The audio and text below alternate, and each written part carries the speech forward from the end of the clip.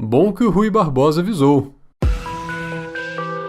Este é o Visão Libertária, sua fonte de informações descentralizadas e distribuídas. A partir do fim da Segunda Guerra Mundial, em especial desde o Tribunal de Nuremberg, em que foram julgados os sobreviventes responsabilizados pelo horror nazista, começaram a sobressair os questionamentos do paradigma legalista justpositivista das constituições liberais. No ramo da filosofia política, ganharam notoriedade os trabalhos da jornalista e professora Hannah Arendt, As Origens do Totalitarismo, Eichmann em Jerusalém e outros, que tratam da possibilidade de um regime democrático representativo levar ao totalitarismo, capaz de reduzir a pó os direitos naturais, em especial das pessoas que são subrepresentadas. Nos estudos jurídicos, começaram a ganhar força as correntes pós-positivistas, redundando no paradigma conhecido pela corrente mainstream do direito brasileiro como neoconstitucionalismo. Nessa nova realidade, o judiciário, capitaneado pela Suprema Corte, exerce função contra-majoritária, com a responsabilidade de podar os excessos da maioria e proteger os direitos fundamentais das minorias. As declarações de inconstitucionalidade, sejam diretas ou incidentais, cresceram muito. Em outras palavras, o judiciário passou a ter papel preponderante no sistema, atuando não só como órgão julgador, mas como verdadeiro legislador negativo, teoricamente em defesa da Constituição. Esse novo paradigma, que não é exclusivamente brasileiro, mas uma tendência ocidental, expande por si só a discricionariedade dos juízes, permitindo que seja usada ainda mais subjetividade nos julgamentos e que se incentive o chamado ativismo judicial, tudo contrariando o paradigma liberal anterior, fundado na legalidade e na segurança jurídica.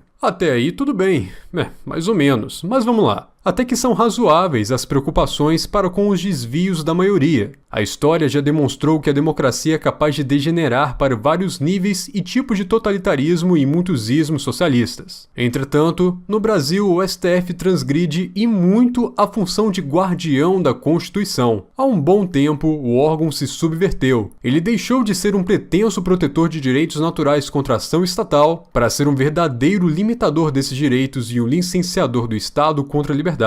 Os direitos de primeira geração são ignorados quando se defendem os direitos difusos, ou seja, aqueles de segunda e terceira geração, que essencialmente não são direitos. A verdade é que só existem direitos negativos e erga omnes, que significa à frente de todos, o direito de não ter a propriedade nem a autopropriedade transgredida. São vários os casos para empilhar em que o tribunal violou direitos fundamentais e benefício próprio. Já censurou jornais que publicaram reportagens sobre casos de corrupção envolvendo os próprios ministros. Já censurou e perseguiu pessoas, jornalistas diplomados ou não, que não eram classificadas por autoridades reconhecidas como oficiais pelos ministros do Supremo Tribunal. Aí, segundo o discernimento deles, foram classificadas como disseminadoras de fake news. A moda agora é encerrar o debate e judicializar o assunto acusando alguém de mentir quando não gosta do que a pessoa disse. E se o julgador também não gostou, já era. Agora, na prática, a despeito da Constituição, não importa mais se é verdade ou não, se é certo ou errado. E o pior é quando o próprio julgador inicia uma acusação. Essa é a pior novidade no Brasil. E tem gente que defende. É triste, principalmente porque a fila anda e o próximo pode ser qualquer um, inclusive que hoje está ingenuamente a favor disso. Esse tribunal também já perseguiu auditores fiscais e outros órgãos de investigação, que usam jurisprudência do próprio STF para relativizar o sigilo bancário e fiscal dos ministros do STF. Em suma, a relativização desses sigilos é válida para investigar administrativamente qualquer um, incluindo políticos, que têm o privilégio de foro por prerrogativa de função, mas não é válida para investigar os próprios membros do STF. Assim é bem fácil, né? Também já violaram, em todos os casos aí, o princípio acusatório, como se estivéssemos voltando a período medieval, desrespeitando a inegável distinção entre os órgãos investigador, acusador e órgão julgador. O STF já até violou o princípio da legalidade e tipicidade penal, que estabelece que não há crime sem lei anterior que o tipifique como crime, nem pena que possa ser aplicada sem haver imposição legal prévia. Tá lá no artigo 5º da Constituição, inciso 39, criando por vontade própria novos tipos penais não definidos pelo poder legislador. já teve violação também do princípio do devido processo legal, especialmente ao criar, de forma ilegítima, um fórum por prerrogativa da função da vítima, em que quaisquer crimes supostamente cometidos contra os 11 semideuses não precisam seguir o rito previsto na Constituição e no Código de Processo Penal. Nesses processos, os ministros atribuem a si mesmo a competência para julgar de forma originária. E a violação ao princípio do juiz natural já teve também. Essa foi quando desprezaram a necessidade de distribuição aleatória dos processos por sorteio. Foi quando o presidente do tribunal simplesmente escolheu a dedo quem ia ser o relator de um processo, segundo a própria conveniência ou de alguém mais interessado na causa.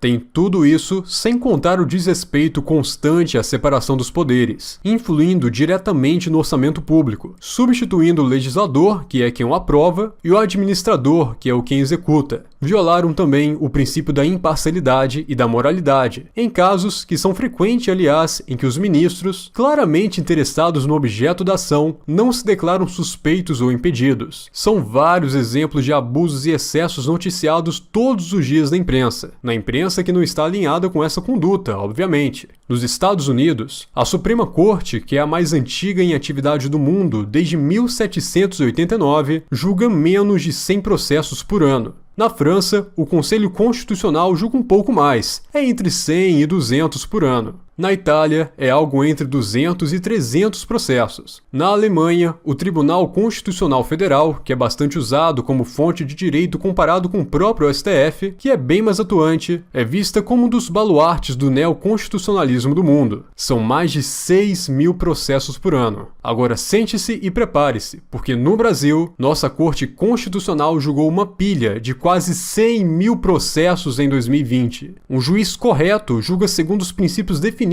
para todos se basearem e não pelo que ele concorda ou discorda. Por falta de defesa, afinal, contra a ditadura do judiciário não há quem recorrer, como dizia Rui Barbosa, já estamos acostumados a dizer tudo bem, o sistema recursal é esdrúxulo, quando vemos a permissão e até o incentivo desse estado de coisas. Pelas regras, fomentadas pela ingenuidade cultivada socialmente, esse é um processo que deveria ou poderia ser corrigido pelo nosso ente legislador. Mas o lobby do Judiciário e da Ordem dos Advogados do Brasil, OAB, ao Congresso é tão forte que as reformas processuais são largamente controladas pelos próprios beneficiários desse excesso monumental de judicialização. Seria melhor se o problema fosse só isso, mas piora. Ainda tem o fato de que, ao assumir posição de supremo protagonista no sistema, o STF passa cada vez mais a querer tomar o controle de tudo, desrespeitando diariamente os limites estabelecidos pela própria Constituição do Estado contra o indivíduo. Isso invade a competência de outros órgãos e reduz a própria participação democrática. Mas toda essa ação do STF é em nome da democracia, então podemos ficar tranquilos, tranquilíssimos. Embalagem de democracia e ideia de separação de poderes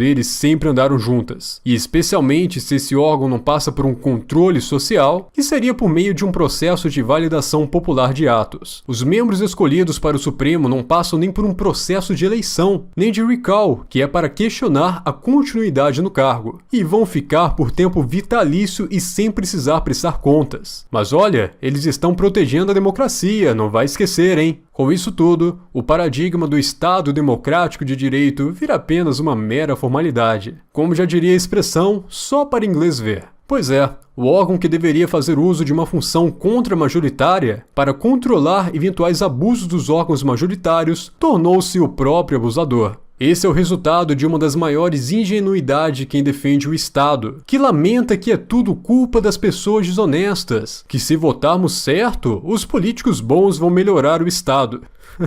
Não. Aliás, sempre que o Estado melhora, o indivíduo piora. O Estado é essencialmente opositor da liberdade. Estado eficiente implica vida inconveniente. No que mais o Estado melhora é controlar e expropriar o que as pessoas produzem. Ah, mas se o Estado fosse mínimo, ele seria... Bem, o que ele seria é menor. mas a única coisa que o Estado faz é crescer. E por mais carente de afeição que os políticos se sintam quando ouve que não são eles que reduzem o Estado, essa é a verdade. Os políticos não ajudam a reduzir o Estado. O resultado, no longo prazo, quando algumas obrigações são revogadas, são resultado das pessoas gostarem de ter dado poder aos seus integrantes. O Estado cresce porque pessoas buscam se aproveitar dos incentivos em benefício próprio. E para não perder, todo político ou qualquer um em um cargo alto quer continuar político ou se manter amigo de um político. No Brasil, os juízes do STF exercem o poder com coroa e cetro. Estão incontestáveis, não têm freio nem contrapeso.